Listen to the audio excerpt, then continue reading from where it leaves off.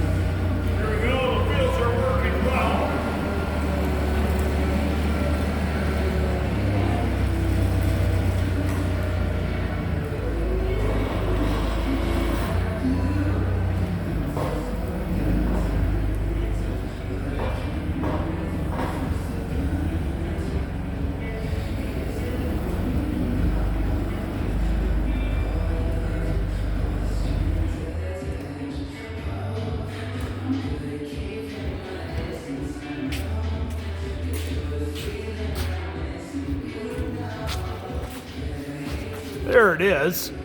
Looking pretty good there. Oh.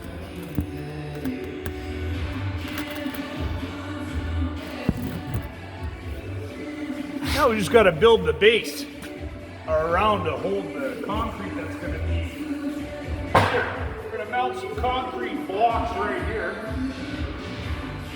Need to put some stabilizers on the front here. And then that's a go.